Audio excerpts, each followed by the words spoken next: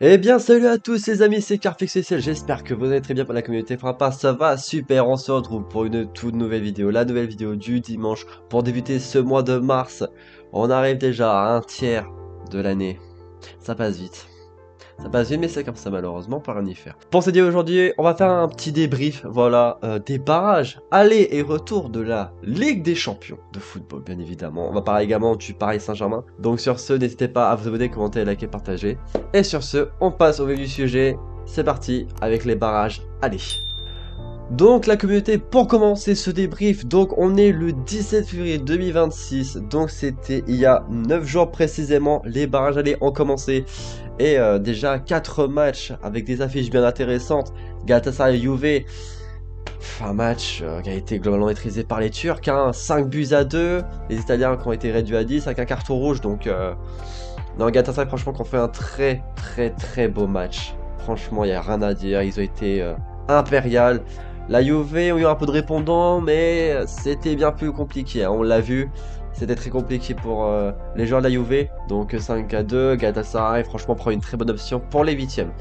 Ensuite, bah, comme la saison dernière, hein, un barrage sans qu'on puisse avoir un autre club, hein, on se tape un nouveau club français, PSG Monaco. Mais cette fois-ci, il n'y a pas de facilité ou autre parce que c'est une victoire du Paris Saint-Germain, 3 buts à 2. Mais Monaco qui a pris un carton rouge. Donc, c'est pas un match où le PSG a été sensationnel.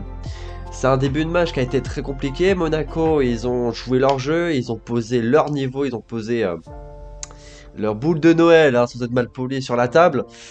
Ils ouvrent le score dès la première minute de jeu, donc là déjà c'est surprenant, c'est ok, déjà Monaco ils sont pas là pour déconner, ils savent ce que c'est la Champions League, hein, sur ça il n'y a pas de souci.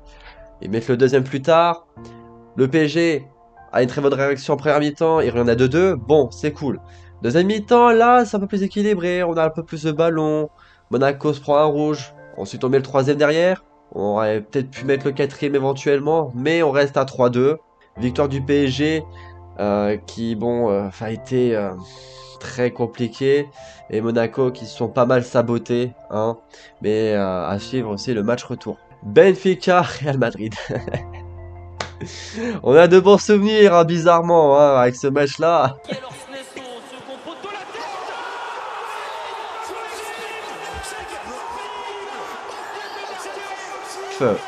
Benfica Real Madrid, les Madriens qui sont imposés 1-0, il y a un match qui a été interrompu avec des événements de racisme envers Vinicius, et d'ailleurs Vinicius, bah force à lui bien évidemment, hein, c'est pas la première fois qu'il y a des événements de ce genre, donc bon, c'est lui qui a été l'unique buteur en plus de ce match-là avec un but, mais... Oh le bijou, oh le bijou. Et Dortmund Atalanta, bon bah là les Italiens qui ont été un petit peu dans la sauce, hein, avec des Allemands qui ont mené 2-0 durant le match, hein, donc une bonne petite avance au match aller.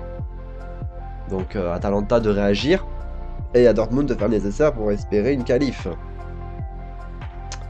Actuellement on se sait parce que les matchs retour sont passés. Ensuite le lendemain, bon bah Newcastle Karabakh. Comme je vous ai dit, je vois Newcastle clairement passer 6-1. Est-ce qu'il y a besoin d'un match retour? Je ne crois pas. Newcastle ont été monstrueux, Karabakh, bah, y a rien à faire. Je n'ai pas besoin de détailler. Avec un Gordon qui a été impérial. Je crois que c'est Gordon, hein, l'homme du match, qui a mis un code replay. Il a été monstrueux. Monstrueux, le fou. Olympiakos Leverkusen. 2-0. Leverkusen qui je voyais largement favori. Mais à Olympiakos, ça pouvait jouer. Donc bon, Leverkusen a fait le taf, 2-0, hein, c'est une petite option. Club Brugge, Atlético, je voyais un match compliqué, 3-3. Spectaculaire match, hein, j'ai vu tous les matchs globalement. Ça a été un match spectaculaire, franchement, ça a été sensationnel. Autant les Belges, autant les Espagnols, ça a été très fort des deux côtés.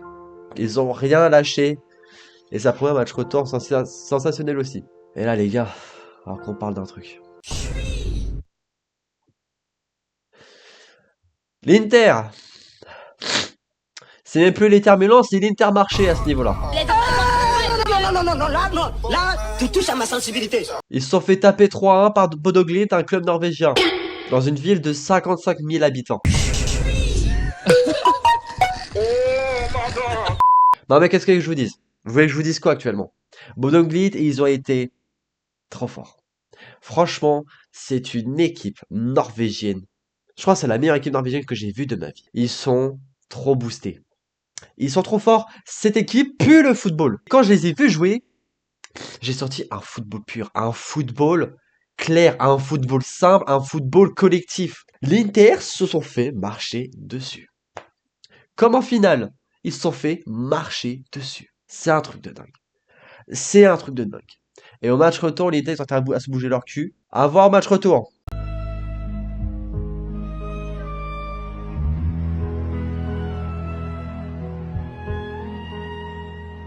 Transition cochon. Passons, il y a 2 jours, là où j'ai vu tous les matchs aussi, bon, Atlético Bruges. Bon bah là les Belges, on s'est fait tarter la gueule. On s'est fait tarter la gueule. 4-1 à l'Atlético avec un grand Sorloth. Sorloth qui a été, mais oh là là, Sorloth. Ce mec c'est un numéro 9, mais le frérot, lui il cherche pas. Ah lui dès qu'il y a une occasion, il te la met hein. Ah il les a pas loupé ces occasions. Ah il les a pas loupés. Il les a pas loupés. Bruges, il y avait rien à faire. Ah, il y avait rien à faire, l'Atlético là. Ils les ont tartés. Ils se sont fait. Ah, ouais, non. Ah, là, il y avait rien à faire. Ah, il y a rien à faire. Ah, l'Atlético, c'est trop fort. Trop fort. Bon, bah là, j'ai rien à dire. 0-0. Les Leverkusen qui ont tenu son match. Hein, ils ont tenu leur match, hein, leur qualification. Donc, bon, bah, rien à dire. Newcastle Karabakh. Là, un match bien plus complexe, bien plus serré. Karabakh ont eu un peu plus de répondants. Après, bon, les Tétis, ils ont fait tourner, hein, forcément, Newcastle. Mais bon, ils s'imposent 3-2 match retour. Au Newcastle, ils ont mis 2-0 en même pas 2 minutes. Et puis Karabakh, ils sont revenus un petit peu. Newcastle qui ont mis le 3ème. Bon. C'était un match là bien plus serré. Et qu'est-ce que ça aurait été? Ça aurait été pareil au match aller. Et peut-être qu'il y a un scénario différent. On ne sait pas. Mais Newcastle, je l'avais très clairement passé. Hein, après vos cumuls, ça a été choquant.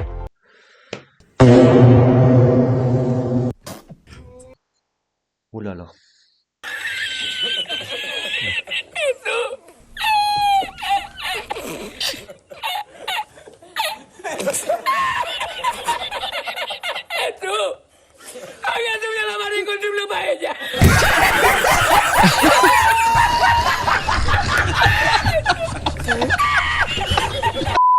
Waouh! Bodo Glimt. Je ne les voyais pas passer. Hein. Même si j'ai dit attention à la surprise. Je voyais largement l'Inter au-dessus.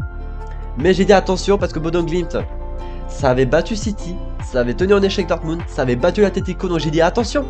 S'ils sont capables de faire des résultats de ce style, ils peuvent le faire contre l'Inter. Match aller-retour. Ils les ont tapés. 5-2. 5-2. C'est bizarre. 5-2. Ouh là là. 5-2.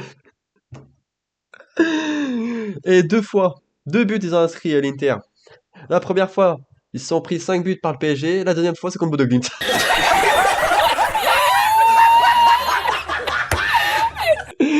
Non, l'Inter, c'est trop. L'Inter, là, franchement, vous avez été sec. Hein. Ah, vous avez été séché, mais... Ah, quand il aime pas... Ah, quand il aime pas... Oh, quand il aime pas, mon frère. Ils se sont fait éteindre. J'en peux plus. Non, Bodo Glimt, franchement, trop fort. Trop fort, Bodo Glimt, franchement, ils ont été solides. Ils ont fait un match tellement solide. Ils ont piqué quand il le fallait. Bodo Glimt, ça pue le football. J'ai hâte de les voir en 8ème, et vraiment, je vais les suivre de près. Je vais suivre vraiment de près cette équipe. Sachant que leur championnat, c'est fini en fin novembre. Et ça reprend qu'en mars. Ça reprend très vite, leur championnat. Les mecs, ils ont eu que des matchs amicaux, et les Champions League, ils tapent des gros morceaux au calme. Qui aurait cru? Qui aurait cru? C'est un truc de fou. L'actualité remontada de l'Atalanta qui ont mis une poutre à Dortmund. Non, là, par contre, ce match-là, ça a été un truc de fou. Hein. Ça a été un truc de fou. Hein. Dortmund qui se sont pris 2 cartons rouges. Ils ont mis qu'un seul but. Et l'Atalanta leur a foutu une remontada. Qui ont pris un carton rouge aussi. Hein, à noter aussi également. Mais ah non, l'Atalanta. Ah, ils ont fait un match. Ils ont mené 3-0.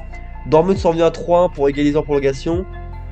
Et ils ont eu un penalty à la dernière seconde sur une intervention défensive où le pied tape la tête d'un joueur italien. Ah, je suis désolé, mais il y avait penalty. Pour moi, il y a eu un débat s'il y avait penalty ou non. Pour moi, il y avait penalty tous les jours. Le joueur italien, il saignait carrément. Je suis désolé, il y a penalty. Tu ne donnes pas penalty à ça. Pour moi, c'est un vol. Pour moi, c'est un vol. Si on a suivi les matchs, dites-moi pas votre avis sur les matchs un peu que vous avez vus, etc. Ce que vous en pensez. Et notamment de Bodo Glimt. qui a tapé l'Inter. Bref, mais Atalanta, non franchement, bravo à eux. Bravo à eux, ils ont eu la mentalité de revenir. En plus, ils étaient chez eux, donc forcément, ils ont offert un spectacle que le public attendait d'eux. Donc franchement, rien à dire. Atalanta, bravo, ils sont 8e. Là, c'est difficile d'être heureux pour Paris. Bon, qualifié en 8e, pour moi, c'était évident. Mais j'ai envie de dire un truc. Monaco, bravo.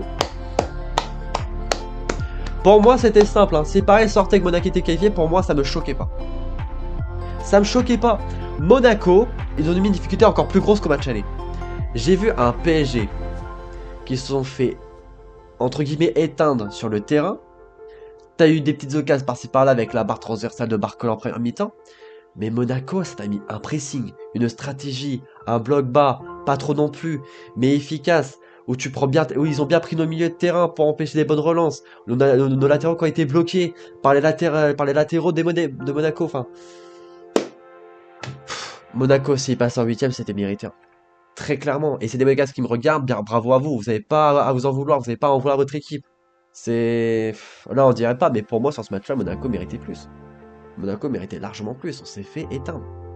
On s'est fait éteindre globalement.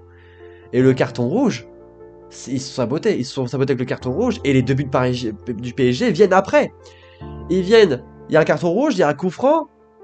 Coup franc joué sur Doué qui sonne. Marquinhos, le capitaine qui marque, égalise. Derrière, frappe d'Hakimi, c'est repoussé par le gardien Cohn, si je ne me trompe pas. Et Kvaratskhelia suit le ballon et il le met au fond. Et à la fin du match, un truc que je te verrai pas par contre, c'est que tu as failli te prendre une remontada de 2 buts en à peine quelques minutes. Tu te prends le 2-2 sur une contre-attaque monégasque. Et sur un coup franc, tête de fesse, ça passe pas loin. T'étais pas loin de te prendre une égalisation en peu de temps. Ça, par contre, les gars, je te regarde pas. Et je dis très clairement, pour le PSG, les 8e, ça va être compliqué. Parce que tu tapes soit Barça ou Chelsea. Barça ou Chelsea. Si on joue comme ça, mais les quarts de finale, n'y pensez même pas. N'y pensez même pas. Moi, je préfère me dire, moi, je le sais, les 8e, ça va être compliqué. Hein. Parce que si on joue comme ça, c'est même pas la peine. Ah, c'est même pas la peine d'y penser au quart. Ah, c'est même pas la peine. C'est même pas la peine. Ah, vraiment. Tant qu'on l'a gagné, c'est bon. Moi, franchement, je suis heureux maintenant. Hein. On l'a gagné, je peux mourir tranquille. Mais ouais, non, franchement, Monaco, bravo encore à vous. Vous méritez plus. Franchement, si vous êtes passé en 8e à la place de nous, ça aurait été tout autant méritant. Franchement, rien à dire. Juve Galatasaray, un match spectaculaire aussi, victoire après prolongation. La Juventus qui est revenue, qui a rattrapé ses 3 buts de retard en 90 minutes, qui était pas loin de mettre le 4e, de faire vraiment une remontada, mais incroyable. Ils sont pris un carton rouge et malheureusement, les Turcs ont répondu à la prolongation. Ils en ont mis 2, ce qui leur permet de se qualifier en 8e de finale. La Juve qui peuvent avoir beaucoup de regrets, beaucoup de regrets. Comme Dortmund, pas loin, mais ils se sont fait remonter. La différence, c'est que Galatasaray, ils ont tenu le coup pour tenir la qualification, et Dortmund, ils n'ont pas su faire nécessaire. Voilà. Donc bon, que voulez-vous?